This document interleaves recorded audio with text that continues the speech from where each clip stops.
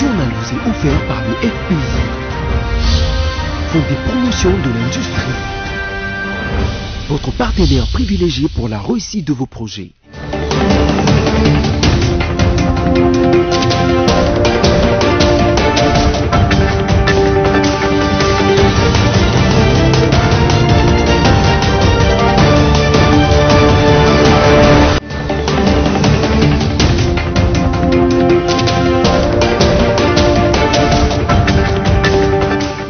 Bienvenue à tous à cette édition rétrospective. En voici le titre. Au cours de cette semaine finissante, le président de la République, Félix-Antoine Tshisekedi Tshilombo, a tenu une réunion d'évaluation de l'état de siège décrété dans les provinces du Nord Kivu et d'Elituri. Et puis, pour l'assainissement de la ville-province de Kinshasa, le gouverneur Jean-Tini Ngobila Mbaka a effectué une descente dans les districts de la Tchangou pour personnellement assister à l'évacuation de toutes les épaves des véhicules sur les chaussées. Enfin, la journée internationale pour la liberté de la presse a été également célébrée avec faste à Kinshasa, capitale de la République démocratique du Congo, occasion pour les journalistes de ce pays de réfléchir sur l'avenir de leur corporation.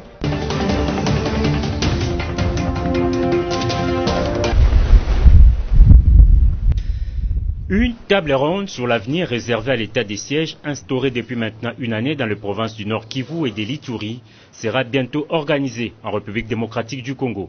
C'est ce qui ressort de la réunion élargie présidée ce mercredi à la Cité de l'Union africaine par le président de la République Félix-Antoine Tshisekedi Tshilombo. On prépare à cette rencontre le Premier ministre et quelques membres du gouvernement, les caucus des députés nationaux du Nord Kivu et ceux de l'Ituri et des officiers de l'armée et de la police nationale congolaise. Il était question lors de cette importante réunion de faire au chef de l'État un rapport détaillé de la récente mission effectuée par le chef du gouvernement dans les provinces sous état des sièges. On a fait des propositions concrètes au président de la République sur l'avenir de l'état de siège à la lumière de l'expérience vécue, des progrès réalisés, des difficultés rencontrées et de la nécessité de regarder comment dans l'avenir on termine cette opération dans les seuls objectifs de ramener la paix.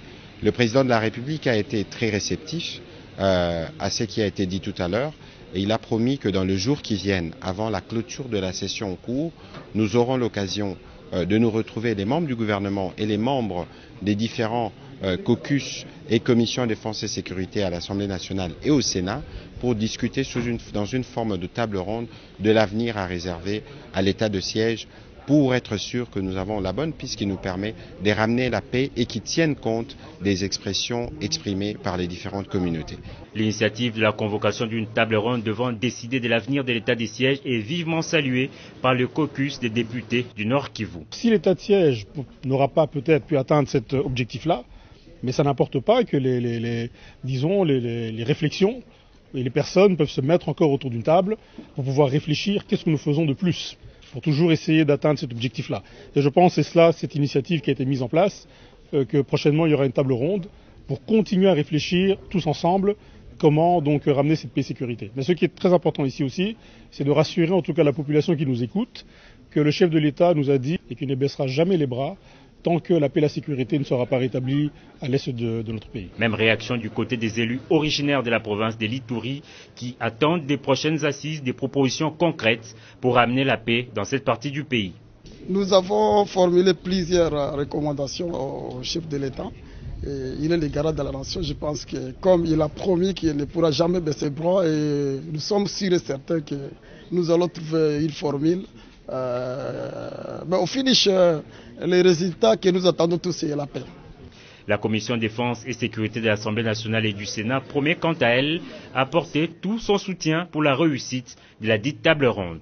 Et nous restons convaincus d'ailleurs parce que le président de la République n'a pas mâché le mot. Il est déterminé à ce que la paix et la sécurité soient une réalité à l'est de la République. C'est ainsi qu'il a annoncé la table ronde pour laquelle nous allons nous préparer afin que nous puissions nous rassurer de lui apporter tous les soutiens possibles afin qu'il prenne des décisions qui vont aller dans le sens de soulager la souffrance de notre population. Avec cette convergence des vues, tout porte à croire que les prochaines assises pourront déboucher sur de bonnes pistes devant permettre de pacifier l'Est de la RDC.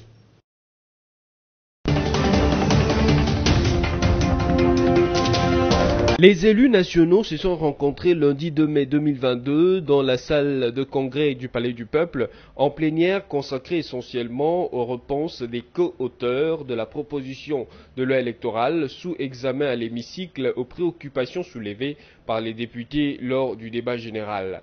À l'issue de cet exercice, Christophe Mbosso Kodian-Poinga, président de l'Assemblée nationale, a rappelé que la plénière a décidé d'organiser une séance au cœur de laquelle il faille lever les grandes options à l'issue du débat. L'occasion était aussi indiquée de rappeler aux députés membres de l'opposition que l'heure est venue d'identifier dans cette proposition de loi les dispositions pertinentes qui requéraient un consensus. De ces faits, l'opposition devrait informer la plénière à travers le bureau que telle disposition de loi mérite un consensus. Des discussions pourraient donc être organisées en majorité et opposition, mais le moment ne se prête plus à débattre de cette loi dans la rue. Il convient de relever que cette proposition de loi a été envoyée à la commission PAJ pour examen approfondi et toilettage. Bien auparavant, Christophe Mbosso, président de la Chambre basse du Parlement, avait informé la plénière de la mise en place de l'envoi d'une mission parlementaire à Tchikapa, chargée de réconcilier et pacifier les populations de l'espace Grand Bandundu à celles de l'espace Grand Kassai. Le premier sujet de satisfaction aujourd'hui, c'est de voir qu'on chemine également vers la recherche de ce consensus entre groupes politiques au sein de l'Assemblée nationale. Les questions sont aujourd'hui nettement cristallisées. Nous savons les préoccupations des uns des autres et on sait aussi le lieu où les avancées peuvent être faites. Et donc aujourd'hui, c'est avec une idée beaucoup plus claire qu'avant que nous allons avancer à la fois dans la recherche de ce consensus au sein de la classe politique, mais à la PAJ, où tout le travail va pouvoir se faire pour matérialiser enfin cette loi sur laquelle nous avons travaillé des mois entiers et des années entières. Nous avons aussi noté l'hommage qui a été rendu à l'un de nôtres, qui était artisan de cette loi, celui qui, au sein du groupe, a beaucoup insisté pour que nous ayons ce livrable qu'a été la loi électorale. Je parlais de Henri Thomas Lokondo, à qui l'hommage a été rendu à la fois par les collègues, par le bureau, par le président, et c'est une très bonne chose. Et donc en son nom, au nom de tous, parce que cette loi est baptisée loi Lokondo, nous allons accomplir encore des efforts pour que lors de l'adoption définitive, parce que le combat est encore là, que les options que nous avons avancées soient retenues. La chose essentielle que l'on doit retenir, c'est qu'avec cette loi, nous allons mettre en place la proclamation de résultats bureau de vote par bureau de vote. Ce qui va introduire la transparence et faire cesser la pression, les tensions, la fraude électorale à laquelle nous avons assisté à chaque fois, avant les élections, pendant les élections et après les élections. La deuxième chose, c'est que nous sommes dans cette assemblée depuis 2006. C'est la première fois qu'il y a une forte cohésion autour de l'idée que la femme doit être représentée de manière paritaire parce que c'est quelque chose qui est impératif dans la Constitution. Ce n'est pas un cadeau qu'on fait aux femmes, c'est une exigence impérative de la Constitution. La troisième chose qu'il faudrait pouvoir retenir, c'est que nous voulons d'une cartographie électorale qui soit élaborée avant. Que les Congolais, qu'ils habitent la ville ou qu'ils habitent le village, doivent savoir là où ils vont voter. Il n'y ait plus de surprise lorsqu'ils vont au vote et qu'on leur dise le bureau de vote n'est pas ici, mais qu'il est à un autre endroit.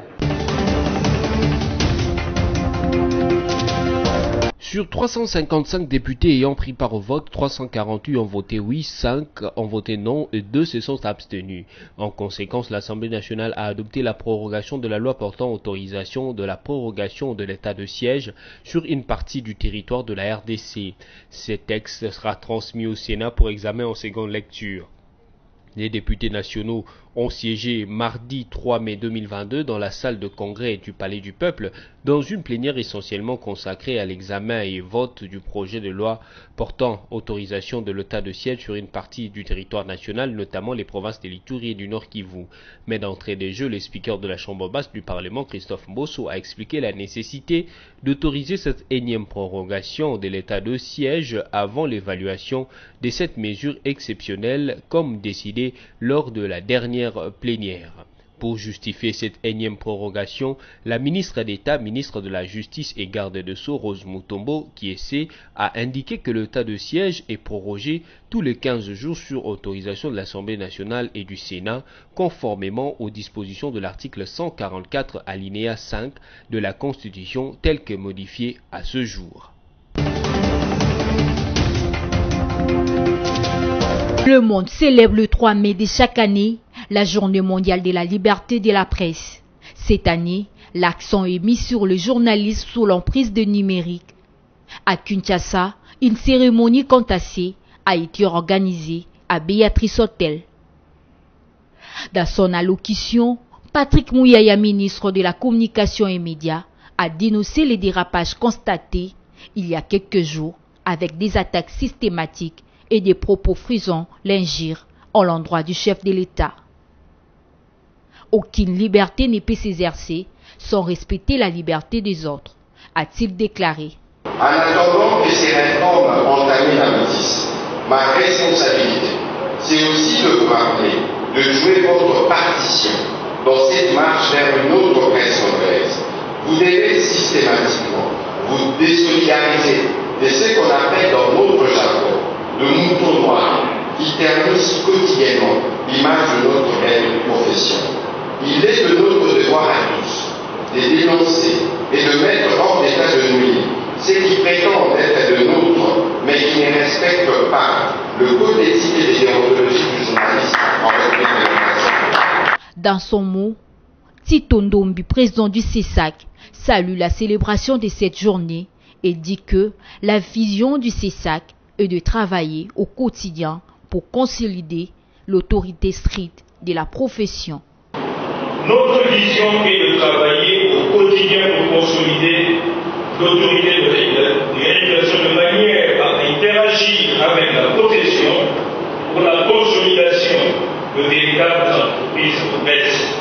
Lorsqu'il est intervenu, Jean-Marie Kassamba, président provincial de l'UNPC Kinshasa, a invité les journalistes à s'inscrire à cet annuaire pour avoir la carte professionnelle d'identification et l'UNPC procédera à la vérification de journalistes dans chaque organe de presse. Nous allons continuer à vérifier à travers toutes les rédactions pour identifier qui est journaliste et qui ne l'est pas. Et surtout, le secrétaire qui me suit est en train de mettre en place, d'actualiser notre annuaire. J'invite tous les journalistes de Kinshasa à s'inscrire dans cet annuaire parce que ça sera votre identification. Il faut, après cela, après les congrès que nous allons tenir dans quelques jours, avoir votre carte professionnelle. Enfin, Joël Kadindanga, DG de l'Impact News, salue les avancées de la liberté de la presse depuis l'arrivée de Félix Tshisekedi au pouvoir. Donc il y a lieu de saluer les avancées enregistrées avec le régime du président Félix Antoine Tshisekedi.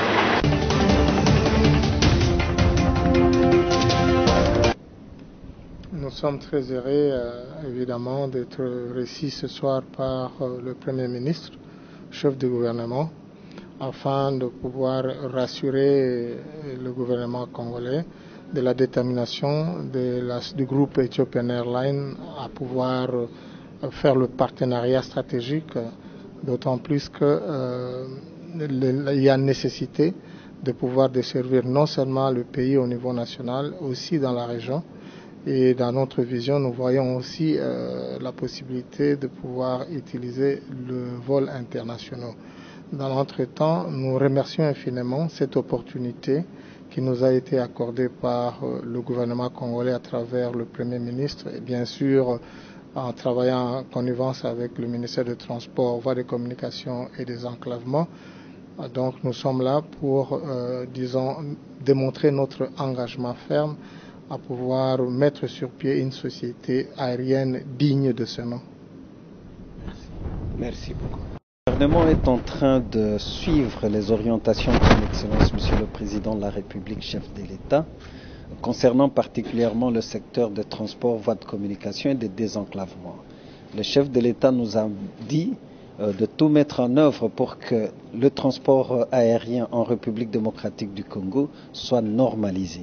Voilà pourquoi, en suivant aussi les orientations de son Excellence Monsieur le Premier ministre, chef du gouvernement, nous avons envisagé un partenariat stratégique avec le groupe Ethiopian Airlines. Ce partenariat stratégique met à notre disposition 7 aéronefs. Il y a aussi un programme de maintenance, il y a le programme de renforcement des capacités, il y a aussi le programme d'accompagnement de l'autorité de l'aviation civile de la République démocratique du Congo pour le respect des normes internationales concernant l'aviation civile internationale. Et nous sommes donc à pied d'œuvre, après l'approbation du gouvernement de ce projet, pour la création d'un nouveau véhicule qui sera dénommé Air Congo. Donc à cette étape, j'ai eu l'honneur de recevoir le numéro 1 de groupe Ethiopian Airlines, et pour mettre maintenant en œuvre ce projet de Air Congo. Cela veut dire que nous avons une feuille de route que nous avons conçue et que nous allons mettre en pratique. Donc il était tout à fait normal que nous présentions à cette occasion des civilités à son Excellence Monsieur le Premier ministre, chef du gouvernement, que nous le tenions largement informé du processus de mise en œuvre de Air Congo. Voilà l'objet de l'audience que son Excellence Monsieur le Premier ministre a bien voulu nous accorder.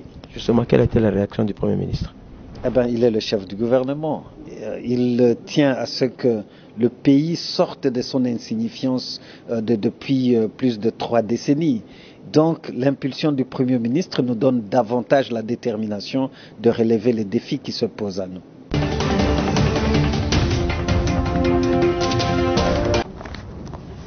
Kinshasa, étant la capitale des Jeux de la francophonie, avait reçu il y a peu la délégation d'experts du Comité international des 9e Jeux dans le cadre des préparatifs de ce dernier. C'est ce jeudi 5 mai 2022 que le gouvernement congolais, par le canal de son ministre de l'intégration régionale, Didier Mazenga, et l'administrateur de l'Organisation internationale de la francophonie, Geoffroy Montpetit, ont signé l'avenant du cahier des charges des Jeux dans une cérémonie supervisée par le directeur du comité national, Isidore Kwanja. À en croire l'administrateur de l'OIF, la signature de l'avenant consiste à concrétiser les nouvelles dates de la tenue des Jeux à Kinshasa qui se dérouleront désormais du 26 juillet au 6 août 2023. Je voudrais remercier le comité national des Jeux et monsieur le ministre de l'intégration régionale et de la francophonie de m'accueillir à Kinshasa à l'occasion de la signature de l'avenant au cahier des charges des 9e Jeux de la francophonie.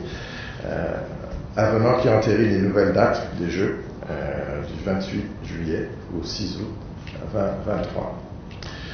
Nous sommes particulièrement heureux, mes collègues et moi, d'être de retour à Kinshasa. C'est pas un match de retour, mais bon, c'est presque un match de retour. Mais c'est surtout une victoire pour la République démocratique du Congo et pour toute la grande famille francophone de pouvoir signer cet avenant aujourd'hui pour concrétiser les dates de la 9e édition des Jeux l'année prochaine. Et à l'occasion de cette 9e édition des Jeux de la francophonie, Kinshasa sera la capitale des Jeux de la francophonie, bien évidemment, mais sera la capitale de la francophonie. Une capitale placée sous le signe de la jeunesse, de l'excellence sportive et artistique et de la célébration de la diversité. Et le fait que Kinshasa accueille les Jeux de la francophonie représente une chance de braquer les projecteurs du monde entier sur votre pays, sur la République démocratique du Congo, et d'entériner une nouvelle fois la position privilégiée de votre pays dans l'histoire de la francophonie. Au nom du gouvernement congolais, Le ministre Didier Mazenga a remercié le chef de l'État, Félix Antoine Tshisekedi, pour sa vision et son engagement à lever l'étendard de la République démocratique du Congo plus haut sur le plan diplomatique. La République démocratique du Congo réitère une fois de plus sa ferme volonté, exprimée par son Excellence, Monsieur le Président de la République, chef de l'État, pour organiser cette grande activité de la famille francophone, en invitant les uns et les autres au travail pour la bonne tenue du 9e juillet de la francophonie de Kinshasa. Que vive la République démocratique du Congo, que vive le 9e juillet de la francophonie. Je vous remercie. Retenez que la RDC a été désignée pour organiser ces Jeux prévus initialement en 2021, avant ce report causé par la pandémie à Covid-19. Pour l'ensemble de l'organisation, le budget s'élève à 48 millions de dollars américains, selon l'engagement de l'État congolais. Élection de gouverneurs et vice-gouverneurs en République démocratique du Congo vendredi 6 mai 2022. Le député provincial Gérard Moulumba, dit Gekoko, a été élu vice-gouverneur de la ville de Kinshasa. Au Tanganyika, la députée provinciale de l'Union sacrée de la nation, Julie Ngungwa, a été élue gouverneur, alors qu'Oma Indombe Rita Bola, ancienne directrice générale de la direction générale des recettes de Kinshasa, DGRK, a été élu gouverneur de cette province. Au Kasaï central, le candidat Kabeya Chikayi a été élu gouverneur. Au Kasaï oriental, c'est Mathias Kabeya qui a été élu gouverneur. Isabelle Kalenga Mouchimbi a été élu gouverneur du Olomami. Au Maniema, Hubert Kindanda qui a été choisi par les députés provinciaux. Notez que pour la province du Congo central, Guy Bandou et Nefertiti Ngoudiaza s'affrontera au deuxième tour car ils ont obtenu 10 voix chacun. De ces faits, le secrétariat exécutif provincial de la CENI va organiser ces scrutins dans 3 jours, soit le mercredi 11 mai prochain. La première question devait être posée à la police. Ça, c'est la police de M. Tshilombo, ce n'est pas une police nationale congolaise. Parce que pour une simple manifestation pacifique, nous avons comptabilisé plus de 20 blessés. Donc ça devient une habitude où il faut pourchasser les gens, les manifestants pacifiques, juste à l'intérieur du siège de l'ECD. Mais nous continuons à dire au gouvernement et de l'Union sacrée et à M. Tshilombo, nous allons résister comme l'ont fait nos pères de l'indépendance. Il est nullement question qu'il y ait un passage en force pour que les élections soient gagnées d'avance. Ça, le peuple congolais ne l'acceptera pas. Nous sommes en train d'insister pour que nous puissions trouver un consensus autour des fondamentaux, notamment la question de la loi portant fonctionnement de la CENI, la question de la loi électorale, pour que ensemble nous puissions organiser des élections crédibles, transparentes et apaisées. Nous voulons surtout les élections apaisées. À l'allure où vont les choses, ils vont tout simplement chercher à glisser. Et nous le savons.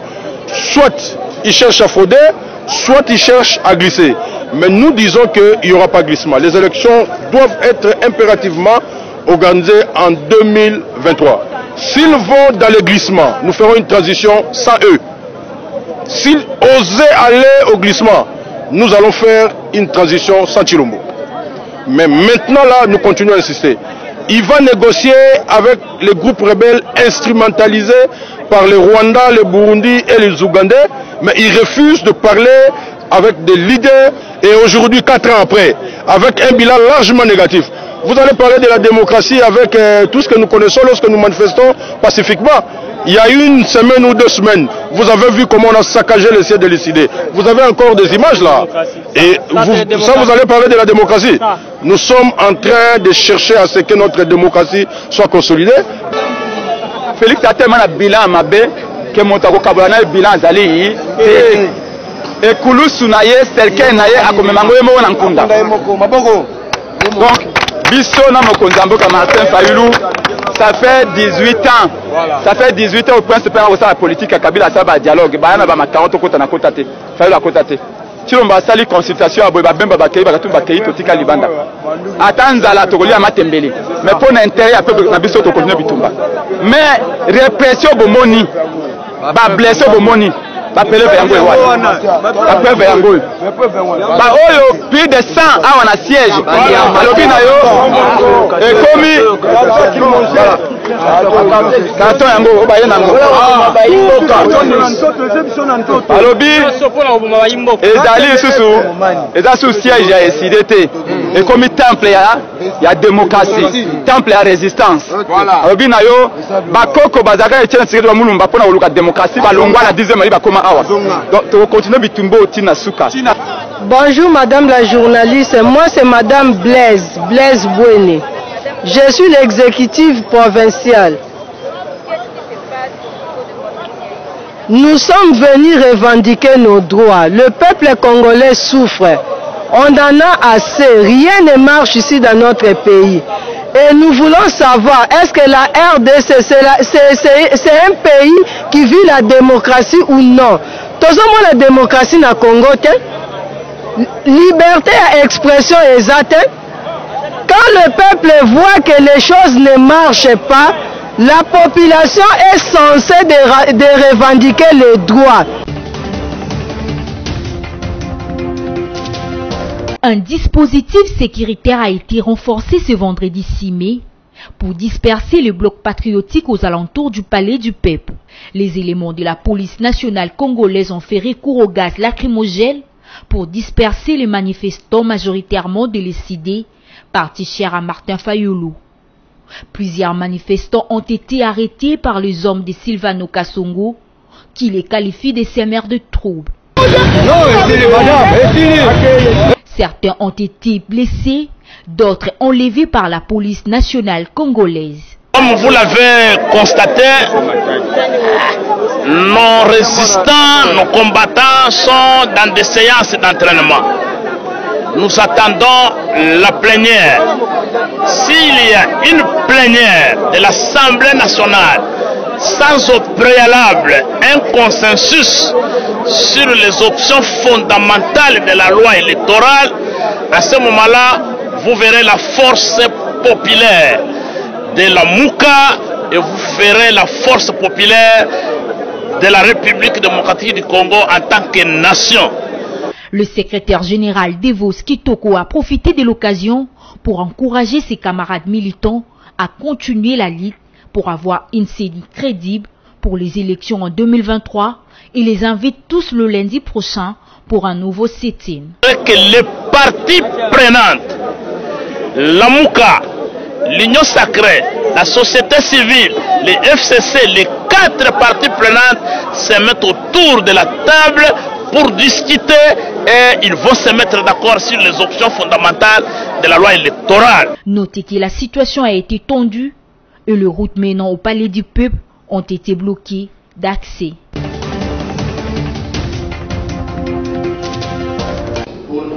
Quand fait mal le respect du droit constitutionnel pénal par la Cour constitutionnelle de la République démocratique du Congo était l'intitulé de la communication du professeur Nyabirungu devant la presse. Affaire Bukanga Lunjo, on en parle encore, que le chef du collectif des avocats du sénateur Matata Mponyo qualifie d'acharnement à l'égard de son client. Pourtant, la décision de la Cour étant juste et historique pour la justice congolaise, l'ancien Premier ministre ne peut être poursuivi sous aucun prétexte. L'acharnement du ministère public à poursuivre le Premier ministre honoraire s'inscrivait dans ce contexte.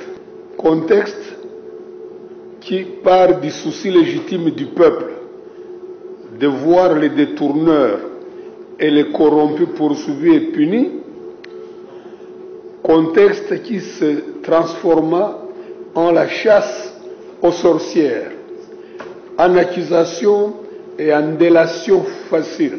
Autant de pratiques et de raccourcis, naturellement portés par des démagogues qui vendent les vents et l'illusion au peuple pourtant qui aspire légitimement à des jours meilleurs. Une question se pose. Comment est-ce possible de poursuivre un sénateur dont les immunités n'ont pas été levées? Pourquoi tant de haine dans un pays où l'état de droit devait être démis? La Cour de cassation est-elle compétente pour juger un ancien Premier ministre pour les infractions commises dans l'exercice ou à l'occasion de l'exercice de ses fonctions? La réponse est non. Et une réponse affirmative violerait frontalement l'article 164 de la Constitution. La deuxième question est la suivante. Puisque le procureur général, près la Cour constitutionnelle, voudrait poursuivre un sénateur, est-il sûr qu'il demeure compétent devant la Cour de cassation, même en cas d'autorisation de poursuite? La réponse est négative. Et il devrait être le dernier à ne pas le savoir, car il est l'organe de la loi. Que retenir donc sur le dossier Boukangalonjo et le sénateur Matata Ponyo? Pour rappel, c'est depuis le 15 novembre 2021 que la Cour constitutionnelle s'est déclarée incompétente sur l'affaire Boukangalonjo. Mais pourquoi on en parle encore? Wait and see.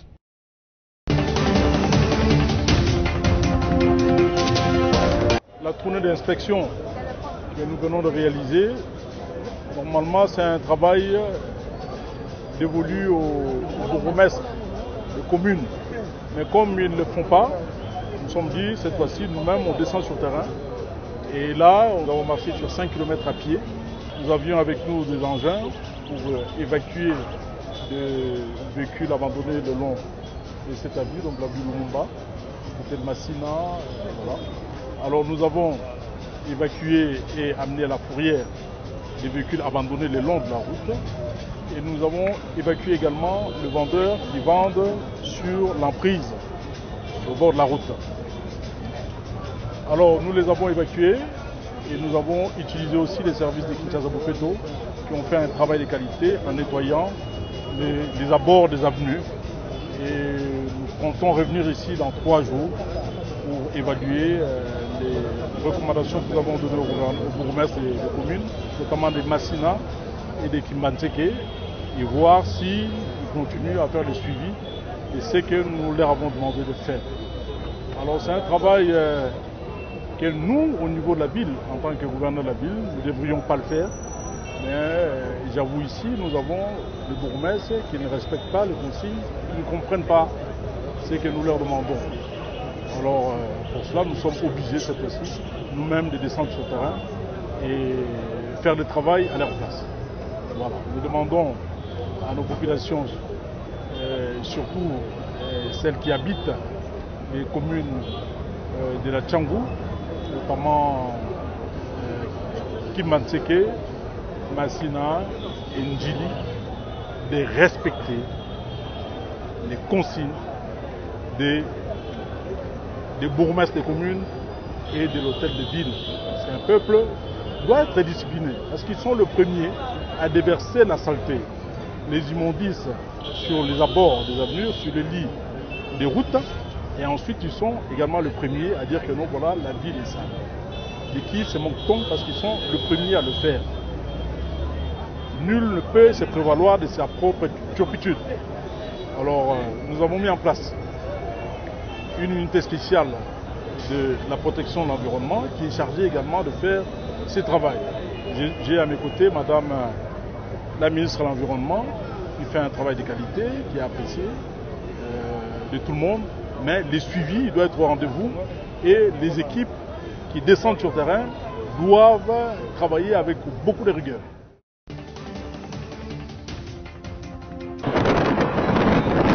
Reconnu pour sa détermination légendaire en matière de la recherche de la paix et le développement de la province de l'Ituri, le gouverneur militaire et commandant des opérations, le lieutenant-général Oboyanka Chamadjouni, a mission d'itinérance sécuritaire en territoire d'Aru, en passant par Djougou et Mahagi, engagé à restaurer l'autorité de l'État. Le gouverneur militaire, accompagné des membres du comité provincial de sécurité, est arrivé ce mardi matin à 2h à Ariwara.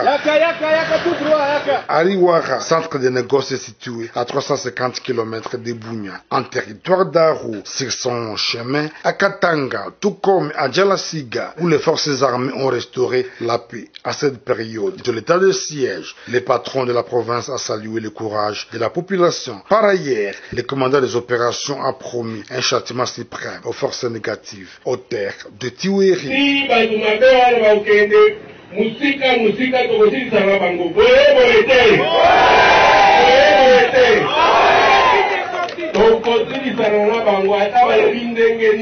Le chef de la chefferie de Walendouati a félicité les forces armées d'avoir mis en déroute les miliciens Codeco, stabilisant ainsi la situation sécuritaire dans son entier. Je remercie son excellence et puis les forces de sécurité pour le combat mené.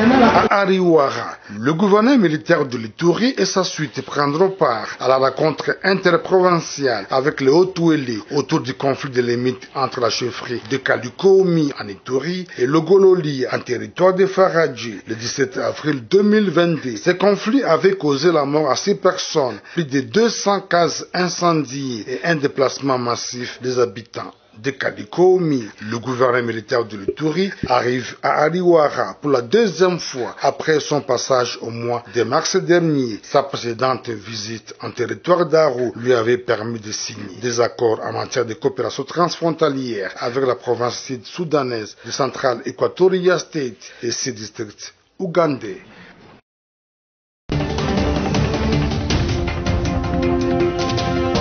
Le monde célèbre le 3 mai de chaque année la journée mondiale de la liberté de la presse. Cette année, l'accent est mis sur le journalisme sous l'emprise de numérique. À Kinshasa, une cérémonie contassée a été organisée à Béatrice Hotel. Dans son allocution, Patrick Mouyaya, ministre de la Communication et Médias, a dénoncé les dérapages constatés il y a quelques jours avec des attaques systématiques et des propos frisant l'injure en l'endroit du chef de l'État. Aucune liberté ne peut s'exercer sans respecter la liberté des autres, a-t-il déclaré. En attendant que ces réformes entamées aboutissent, ma responsabilité, c'est aussi de vous rappeler de jouer votre partition dans cette marche vers une autre presse congolaise. Vous devez systématiquement vous désolidariser de ce qu'on appelle dans notre jargon le mouton noir qui ternissent quotidiennement l'image de notre belle profession. Il est de notre devoir à tous de dénoncer et de mettre hors d'état de nuire ceux qui prétendent être de nôtres, mais qui ne respectent pas le code d'éthique et de déontologie du journalisme en République démocratique. Dans son mot, Tito Ndombi, président du CESAC, salue la célébration de cette journée et dit que la vision du CESAC est de travailler au quotidien pour consolider l'autorité stricte de la profession. Notre vision est de travailler au quotidien pour consolider l'autorité de régulation de manière à interagir avec la profession pour la consolidation de véritables entreprises de presse. Lorsqu'il est intervenu, Jean-Marie Kassamba, président provincial de l'UNPC Kinshasa, a invité les journalistes à s'inscrire à cet annuaire pour avoir la carte professionnelle d'identification et l'UNPC procédera à la vérification de journalistes dans chaque organe de presse. Nous allons continuer à vérifier à travers toutes les rédactions pour identifier qui est journaliste et qui ne l'est pas. Et surtout, le secrétaire qui me suit est en train de mettre en place, d'actualiser notre annuaire. J'invite tous les journalistes de Kinshasa à s'inscrire dans cet annuaire parce que ça sera votre identification. Il faut, après cela, après les congrès que nous allons tenir dans quelques jours, avoir votre carte professionnelle. Enfin, Joël Kadendanga, DG de l'Impact News, salue les avancées de la liberté de la presse depuis l'arrivée de Félix Tshisekedi au pouvoir. Donc il y a lieu de saluer les avancées enregistrées avec le régime du président Félix Antoine Tshisekedi. Place à présent au rappel de principaux titres. Au cours de cette semaine finissante, le président de la République, Félix Antoine Tshisekedi Tshilombo, a tenu une réunion d'évaluation de l'état de siège décrété dans les provinces du Nord Kivu et d'Elituri. Et puis, pour l'assainissement de la ville-province de Kinshasa, le gouverneur Jean-Tini Ngobila Mbaka a effectué une descente dans les districts de la Tchangou pour personnellement assister à l'évacuation de toutes les épaves des véhicules sur les chaussées.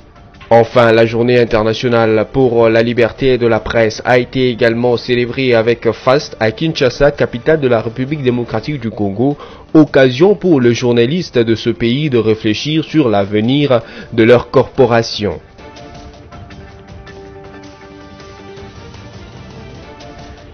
C'est tout pour cette édition rétrospective. Merci à vous de l'avoir suivi.